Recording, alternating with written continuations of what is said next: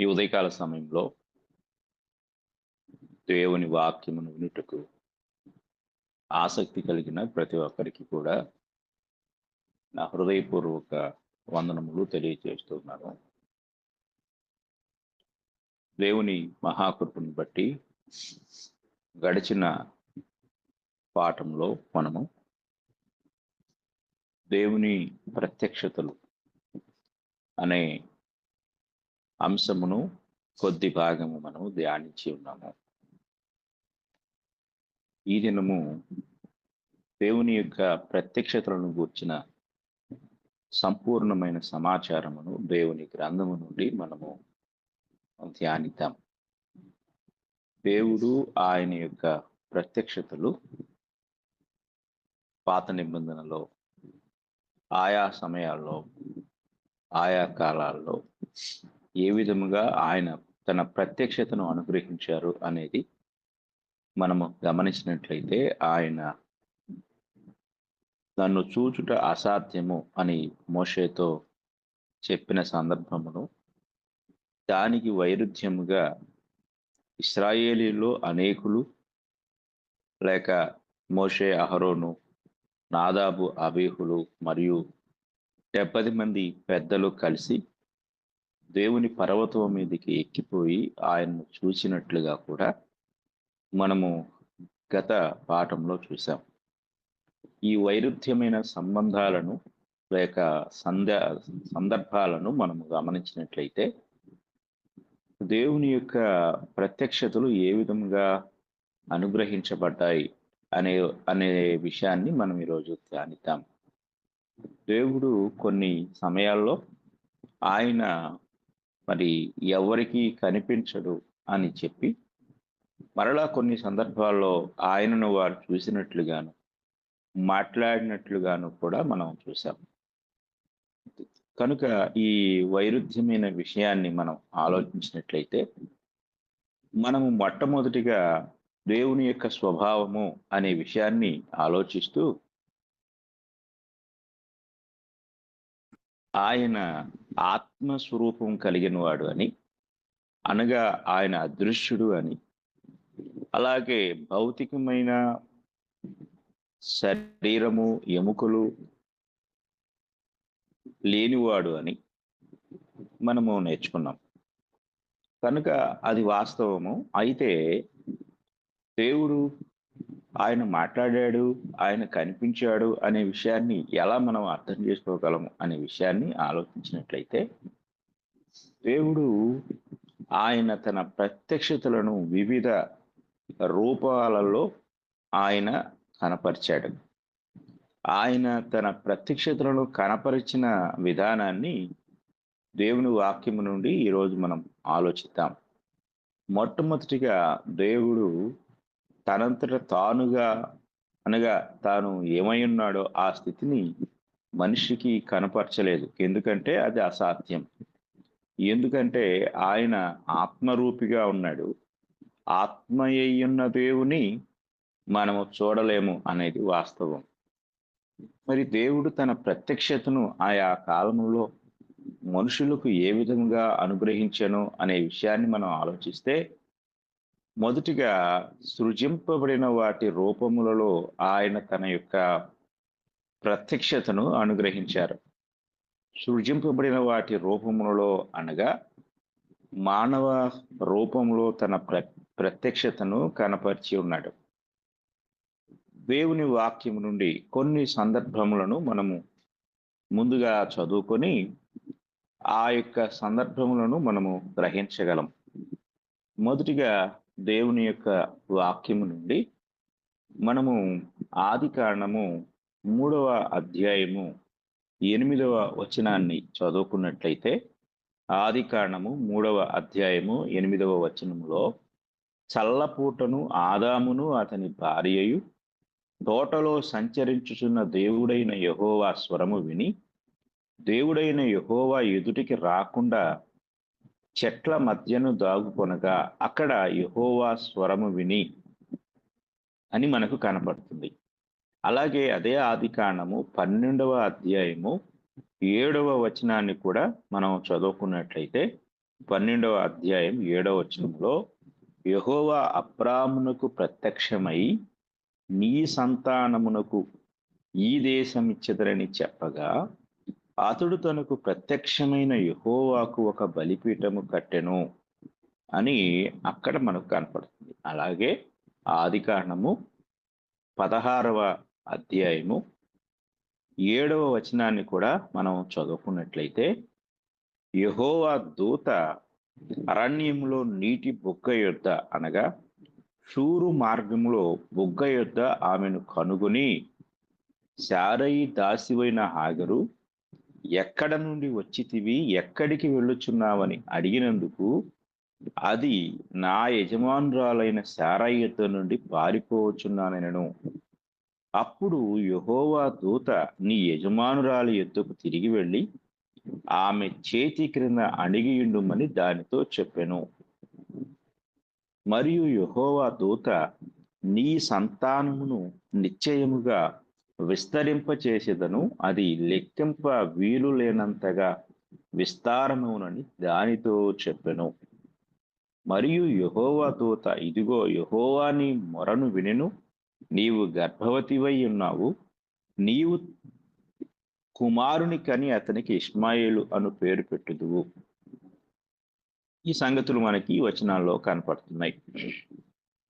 అలాగే 13వ వచనాన్ని కూడా మనం చదువుకున్నట్లయితే, అది చూచుచున్న దేవుడవు నీవే అను పేరు తనతో మాట్లాడిన యెహోవాకు పెట్టెను. ఏలయనగా నన్ను చూచిన వాని నేనిక్కడ చూచితిని కదా అనుకొనెను.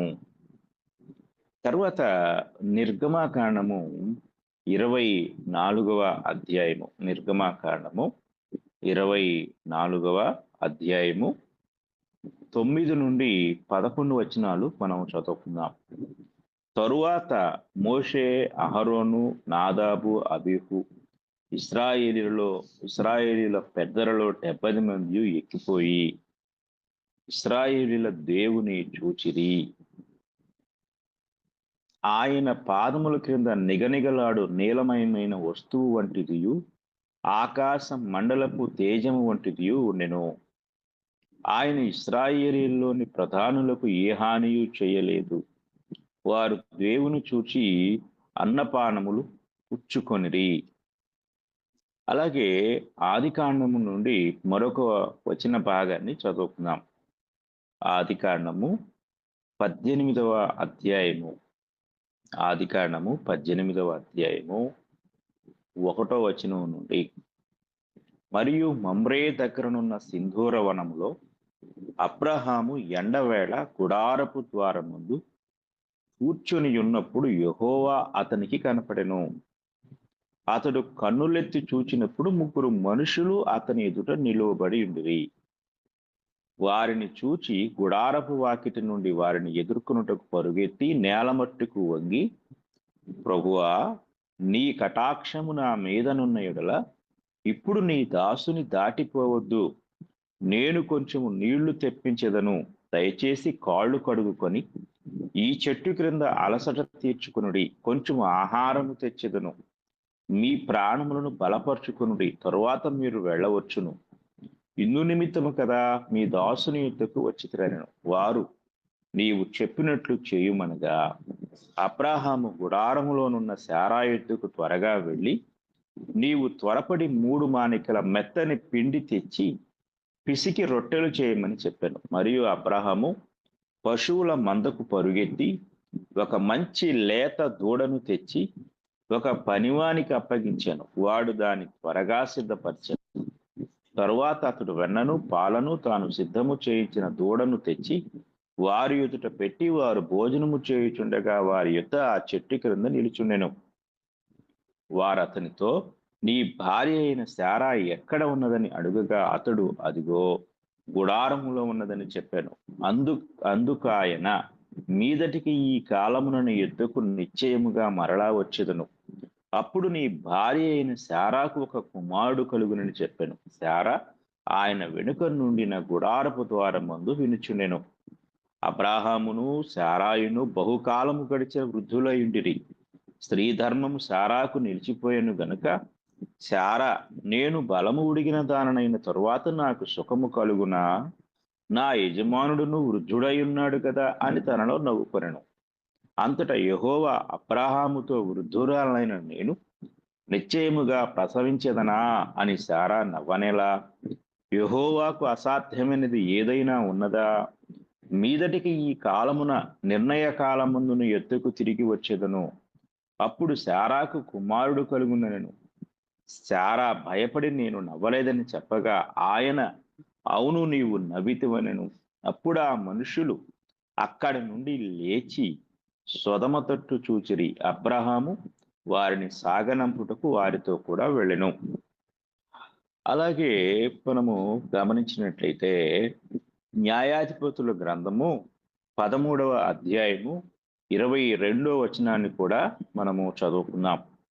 న్యాయాధిపతుల గ్రంథము 13వ అధ్యాయము 22వ వచనాన్ని కూడా మనము చదువుకున్నట్లయితే, ఆయన యెహోవా దూత అని మానోహ తెలుసుకుని, మనము దేవుని చూచితిమి గనుక మనము నిశ్చయముగా చనిపోదుమని తన భార్యతో అనగా, అతని భార్య యెహోవా మనలను చంపగోరిన ఎడల ఆయన దహన బలిని నైవేద్యమును మన చేత అంగీకరింపడు, ఈ సంగతులన్నిటినీ మనకు చూపింపడు, ఈ కాలమున ఇట్టి సంగతులను మనకు వినిపింపడని అతనితో చెప్పెను.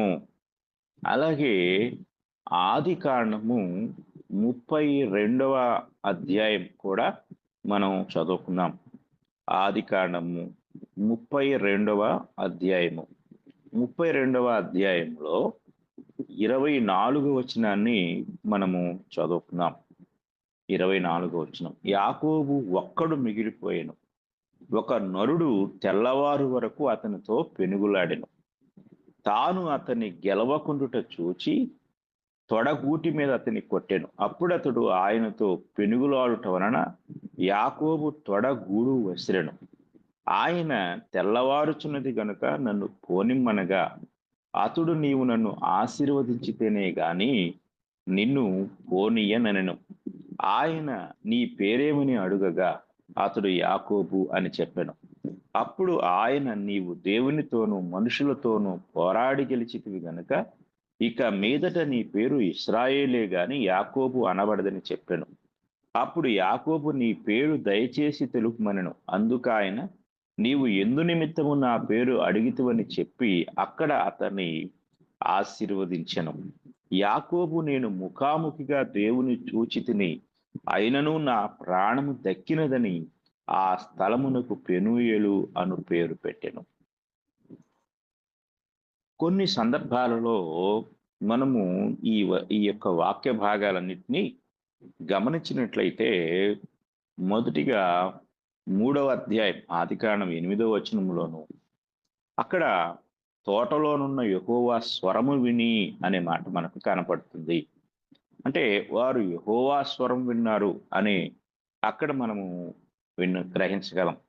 అలాగే అదే ఆదికాండము 16వ అధ్యాయము 7వ వచనం కూడా మనం చదువుకున్నప్పుడు అక్కడ హాగరుకు అలాగే యెహోవా దూతకు జరుగుతున్న సంభాషణలో అక్కడ యెహోవా దూత మాట్లాడిన తర్వాత చివరిగా హాగరు యెహోవా దూతతో మాట్లాడిన మాటలు మనం గమనించినప్పుడు 13వ వచనంలో, అది చూచుచున్న దేవుడవు నీవే అను పేరు తనతో మాట్లాడిన యెహోవాకు పెట్టెను.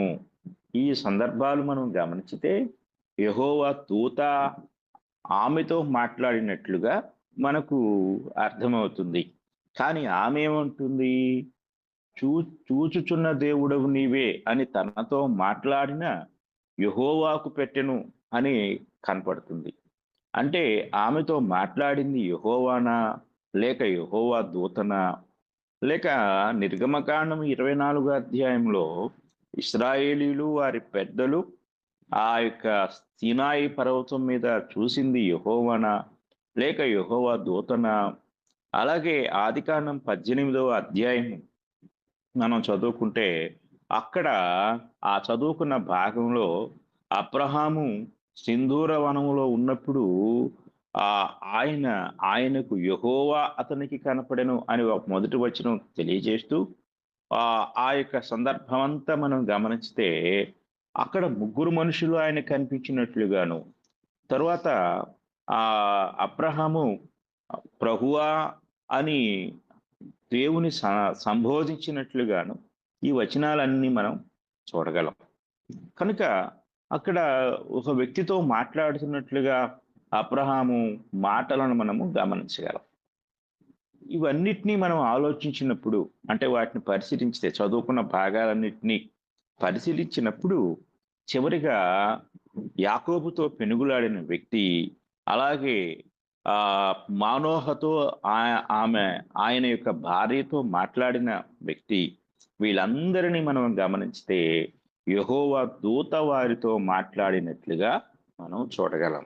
ఎందుకంటే మనము మొదటిగా ఒక విషయాన్ని నేర్చుకున్నాం. అదేమిటంటే ఆయన ఆత్మ స్వభావము కలిగిన వాడు, ఆత్మ రూపములో ఉన్నవాడు, ఆత్మయై ఉన్నవాడు, అదృశ్యముగా ఉన్నవాడు, శరీరము ఎముకలు లేనివాడు, అనగా పదార్థ సంబంధమైన దేహము లేనివాడు కనుక, దేవుడు ఆత్మ స్వభావం కలిగిన వాడు కనుక ఆయన తన దూత ద్వారా మాట్లాడినట్లుగా మనం చూడగలం.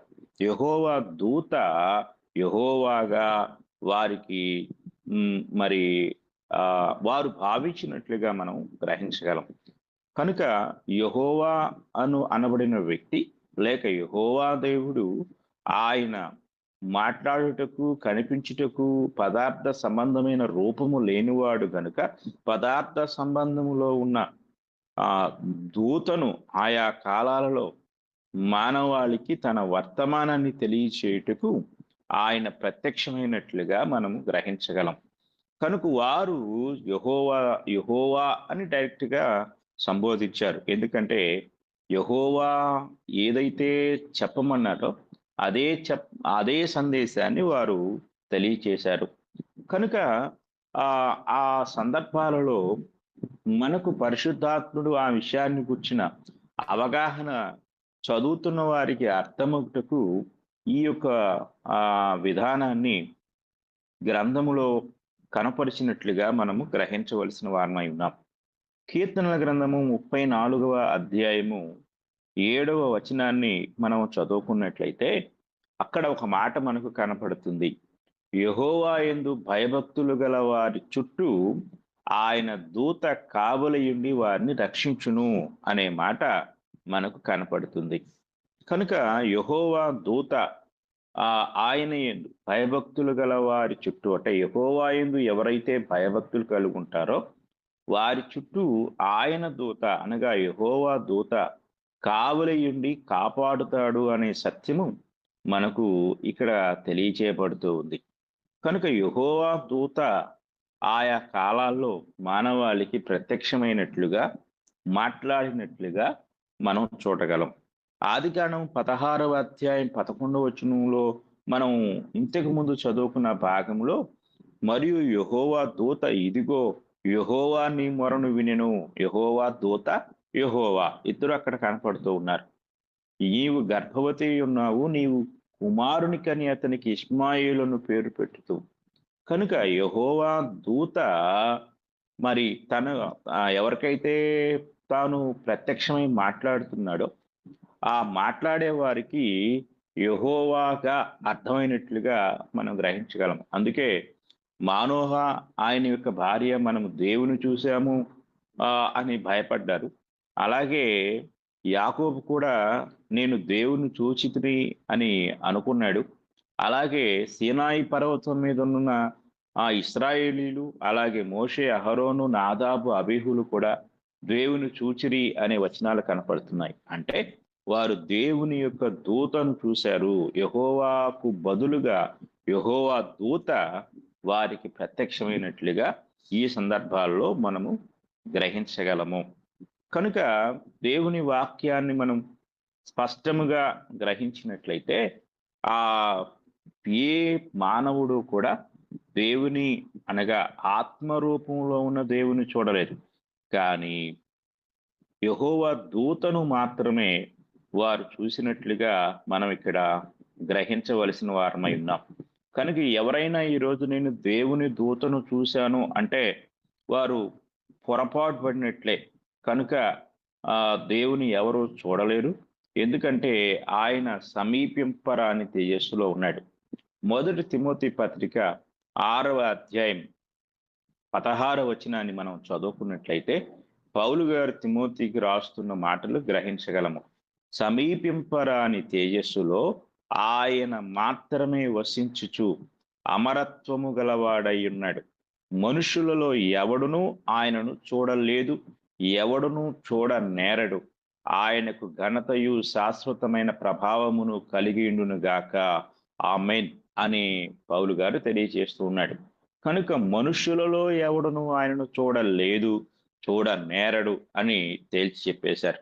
కనుక దేవుడు ఆయా కాలములో మనుషులకు ప్రత్యక్షమైన విధానం ఒకటి, దేవదూతగా ఆయన ప్రత్యక్షమయ్యాడు. ఇక రెండవ విషయాన్ని మనం గమనించినట్లయితే పదార్థ సంబంధమైన వాటి రూపములలో ఆయన తన ప్రత్యక్షతను ఆ మానవులకు అనుగ్రహించారు. మానవుడు దేవుని చూడలేడు. ఇది మొదటి నుండి మనం చెప్పుకుంటున్నమాట. అందుచేత దేవుడు ఆయా రూపముల ద్వారా తన ప్రత్యక్షతను తెలియజేసెను.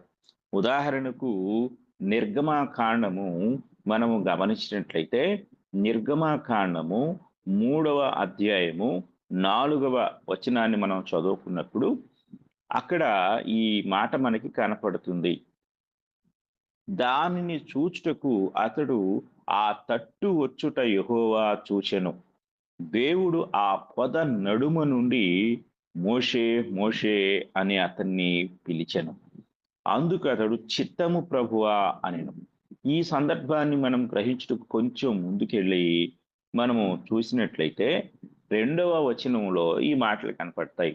ఒక పొద నడిమిని అగ్ని జ్వాలలో యెహోవా దూత అతనికి ప్రత్యక్షమాయెను. అతడు చూచినప్పుడు అగ్ని వలన ఆ పొద మండుచుండెను, కానీ పొద కాలిపోలేదు. ఇది మనం గమనించినట్లయితే పొద నడిమిని అగ్ని జ్వాలలో యెహోవా దూత అని కనపడుతున్నాడు. అంటే ఈ మాటలు మనం చదివినప్పుడు మండుచున్న పొద ద్వారా దేవుడు తన ప్రత్యక్షతను మోషేకు అనుగ్రహించి ఉన్నారు. కనుక దేవుడు ఆయన పదార్థ సంబంధమైన వాటి రూపములో కూడా తన ప్రత్యక్షతను అనుగ్రహించారు. దేవదూత రూపంలో తన ప్రత్యక్షతను, అలాగే మరి మండుచున్న పొద ద్వారా, అలాగే నిర్గమకాండము 13వ అధ్యాయము కూడా మనం చదువుకున్నట్లయితే 13వ అధ్యాయంలో 21వ వచనం మనకు ఇలాగ తెలియజేస్తుంది. 21వ వచనంలో వారు పగలు రాత్రియు ప్రయాణము చేయనట్లుగా యెహోవా త్రోవలో వారిని నడిపించుటకై పగటి వేళ మేఘ స్తంభములోను వారికి వెలుగుచుటకు రాత్రి వేళ అగ్ని స్తంభములోను ఉండి వారికి ముందుగా నడుచుచూ వచ్చెను. చూడండి, ఇక్కడ మనం ఆయన మేఘ స్తంభముగా ఉన్నాడు, మరి అగ్ని స్తంభముగా ఉన్నాడు అని చదువుకుంటూ ఉన్నాం.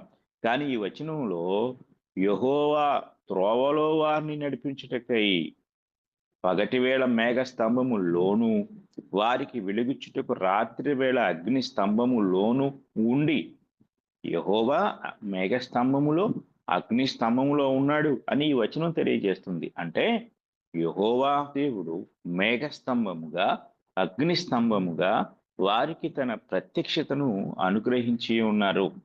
కనుక పదార్థ సంబంధమైన రూపముల ద్వారా దేవుడు వారికి తన ప్రత్యక్షతను అనుగ్రహించారు. ఇక చివరిగా ఆయన తన ప్రత్యక్షతను మూడవదిగా మనం గమనించినట్లయితే ఎవరి ద్వారా తన ప్రత్యక్షతను అనుగ్రహించారు? తన స్పష్టమైన ప్రత్యక్షతను ఆయన ప్రభు అయిన యేసుక్రీస్తు వారి ద్వారా ఆయన తన ప్రత్యక్షతను అనుగ్రహించి ఉన్నారు. యోహాను సువార్త 1వ అధ్యాయము 1వ వచనమును మనం చదువుకున్నట్లయితే ఆదియందు వాక్యము ఉండెను, వాక్యము దేవుని యొద్ద ఉండెను, వాక్యము దేవుడై ఉండెను. 14వ వచనం. 14వ వచనంకి వచ్చేసరికి అక్కడ ఒక స్పష్టమైన అవగాహన దేవుడు తెలియచేస్తున్నాడు. ఆ వాక్యము అనగా మొదటి వచనములో ఉన్న ఆ వాక్యమై ఉన్న దేవుడు శరీరధారి అయి అంటే వాక్య రూపములో ఉన్నవాడు లేక వాక్యమై ఉన్నవాడు శరీరాన్ని ధరించుకున్నప్పుడు కృపాసత్య సంపూర్ణుడుగా మన మధ్య నివసించెను అనగా వాక్యము అనగా మనం చదువుకుంటున్న అక్షరాలు కాదు కానీ ఆయన పేరు వాక్యము. ఆ వాక్యము అను పేరు కలిగిన దేవుడు ఆత్మస్వరూపిగా ఉన్న దేవుడు ఆత్మరూపంలో ఉన్న ఆయన మానవ దేహాన్ని ధరించుకుని యేసుక్రీస్తు వారిగా ఈ లోకములో పిలువబడ్డారు. కనుక పరలోకములో ఆత్మరూపంలో ఉన్న దేవుడు మానవులకు ప్రత్యక్షమవుటకు తన ప్రత్యక్షతను అనుగ్రహించుటకు వివిధ సందర్భాలలో వివిధ రూపములను ఆయన ఆ ఉపయోగించుకున్నారు. కనుక అలా ఉపయోగించుకున్న రూపములలో ఇప్పుడు మనము ప్రభు అయిన యేసుక్రీస్తు వారిని మనం గమనించగలం. తిమోతికి రాసిన మొదటి పత్రిక ఈలాగా తెలియజేస్తా ఉంది. తిమోతికి రాసిన మొదటి పత్రిక 3వ అధ్యాయము 16వ వచనాన్ని మనం చదువుకున్నట్లయితే, నిరాక్షేపముగా దైవభక్తిని గూర్చిన మర్మము గొప్పదై ఉన్నది. ఆయన సశరీరుడుగా ప్రత్యక్షుడయ్యను. ఆత్మ విషయమున నీతిపరుడని తీర్పు నొందెను. దేవదూతలకు కనపడెను. రక్షకుడిని జనములలో ప్రకటింపబడెను. లోకమందు నమ్మబడెను. ఆరోహణుడై తేజోమయుడయ్యను. మొదటి లైన్‌లో ఇలా కనపడుతుంది ఈ వచనంలో. ఆయన సశరీరుడుగా ప్రత్యక్షుడయ్యెను. ఆయన ప్రత్యక్షమయ్యాడు. ఎలా ప్రత్యక్షమయ్యాడు అంటే సశరీరుడుగా. ఇక్కడ ఇంగ్లీష్‌లో ఏముంటదంటే చక్కని మాట కనపడుతుంది. God was manifest in the flesh అనే మాట. God was manifest in the flesh. ఆయన తన యొక్క ప్రత్యక్షతను శరీరంలో అనుగ్రహించారు. శరీర రూపిగా అనుగ్రహించారు. అలాగే హెబ్రీయులకు రాసిన పత్రిక కూడా మనము చదువుకున్నట్లయితే, హెబ్రీయులకు రాసిన పత్రిక 1వ అధ్యాయము 3, 4 వచనాలు మనం చదువుకుందాం. ఆయన దేవుని మహిమ యొక్క తేజస్సును ఆయన తత్వము యొక్క మూర్తిమంతమునయుండి తన మహత్తు గల మాట చేత సమస్తమును నిర్వహించుచు పాపముల విషయములో శుద్ధీకరణము తానే చేసి దేవదూతల కంటే ఎంత శ్రేష్టమైన నామము పొందెనో వారి కంటే అంత శ్రేష్ఠుడై ఉన్నత లోకమందు మహామహుడుగు దేవుని కుడిపార్శ్వమున కూర్చుండెను అని మనకు ఈ 2 వచనాలు తెలియజేస్తూ ఉన్నాయి.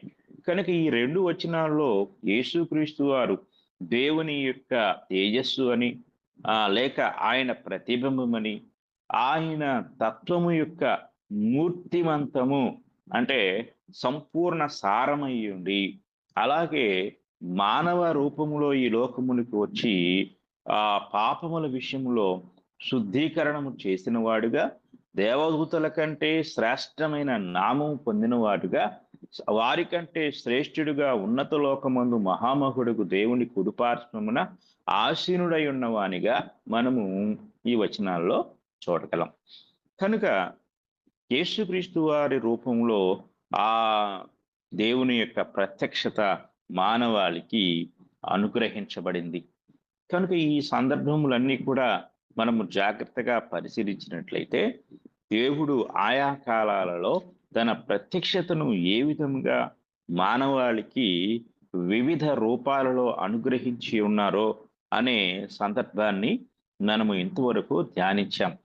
కనుక దేవుడు మొదటిగా మనం మనస్సులో స్థిరపరచుకోవలసిన విషయం ఏమిటంటే, దేవుడు ఆత్మయ్య ఉన్నాడు. ఆయన భౌతిక రూపము లేనివాడు. కనుక మానవ నేత్రములకు ఆయన కనిపించేవాడు కాదు. కనుక ఆయన తన స్వరాన్ని వినిపించుటకు లేక ఆయన కనిపించుటకు కొన్ని రూపాలను ఎంచుకున్నారు. అందులో దేవదూతగా ఆయన ప్రత్యక్షమయ్యారు. అలాగే ఆయన ఇంకా మనము పరిశీలించినట్లయితే మేఘస్తంభములో ఆయన తన ప్రజలను నడిపించారు. అలాగే అగ్నిస్తంభంలో ఆయన తన ప్రజలను నడిపించాడు. అలాగే మండుచున్న పొద రూపములో మోషేతో మాట్లాడారు.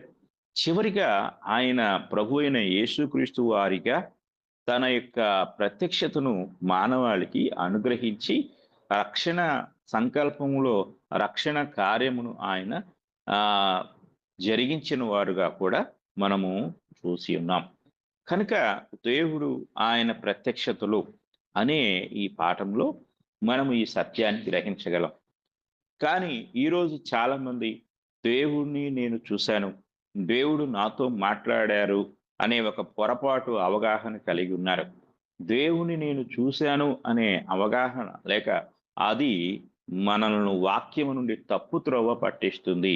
ఎందుకంటే ఎవరో కూడా ఆయన మాట వినలేదు అనగా ఆయన స్వరం వినలేదు, ఆయన చూడలేదు అని బైబిల్ మనకు స్పష్టముగా తెలియజేస్తూ ఉంది. కనుక మనము పొరపాటు పడకూడదు. ఎందుకంటే దేవుని వాక్యం సత్యమై ఉన్నది. కనుక మనము ప్రస్తుత కాలంలో వింటున్న ఈ ఈ మాటలను మనం ఏ విధంగా గ్రహించగలము అంటే, ముందుగా దేవుని వాక్యాన్ని మాత్రమే మనము విశ్వసించవలెను. మానవుల మాటలను మనం వినకూడదు అనే విషయాన్ని గ్రహించాలి. ఎందుకంటే దేవుని వాక్యము స్పష్టంగా తెలియజేస్తూ ఉంది. కనుక దేవుని వాక్యము స్పష్టపరిచే ఈ విషయములన్నీ కూడా మనము గ్రహించి, దేవుడు ఏమై ఉన్నాడో, ఆయన యొక్క రూపమేమిటో, ఆయన తన ప్రత్యక్షతలు బైబిల్ గ్రంథమందు ఏ విధంగా అనుగ్రహించారో అనే వాటిని గూర్చిన అవగాహన కలిగి ఉండి, కొన్ని అపార్థమైన బోధల నుండి మనము విడిపించబడవలసిన వారమై ఉన్నాము. దేవుడు ఆయన తన యొక్క స్వరమును మనకు వినిపించును. ఏ విధముగా అంటే వాక్య రూపంలో. మనము వాక్యము చదువుతున్నప్పుడు, వాక్యము వింటున్నప్పుడు దేవుడు మనతో మాట్లాడుతూ ఉన్నాడు. వాక్యమే దేవుడు. కనుక నీవు వాక్యం చదువుతున్నప్పుడు, వింటున్నప్పుడు దేవుడు నీతో మాట్లాడతాడు. నీవు ప్రార్థన చేయుచున్నప్పుడు నీవు దేవునితో మాట్లాడుతూ ఉంటావు. కనుక మనం దేవునితో మాట్లాడుటకు దేవుడు అనుగ్రహించిన సాధనము ప్రార్థన. అలాగే దేవుని స్వరము వినుటకు దేవుడు మనకు అనుగ్రహించిన మార్గము ఆయన వాక్యము. ఈ 2 మానవాళికి దేవునికి మధ్య జరిగే ఒక కమ్యూనికేషన్ సిస్టమ్. దేవుడు ఈ ఈ ఈ విధానాన్ని అనుగ్రహించారు. కనుక ఇట్టి సంగతులను ప్రతి ఒక్కరూ కూడా ఎంతో జాగ్రత్తగా గ్రహించవలసిందిగా, అనేక వాక్య విరుద్ధమైన బోధల నుండి మనం త్రెప్పబడి సత్య మార్గంలో వాక్యానుసారంగా దేవుని గూర్చిన అవగాహన, జ్ఞానము కలిగి ఉండవలసిందిగా ప్రతి ఒక్కరికి కూడా ప్రేమపూర్వకంగా తెలియచేస్తూ ఈ మాటలను నేను ముగిస్తూ ఉన్నాను. అందరికీ వందనములు.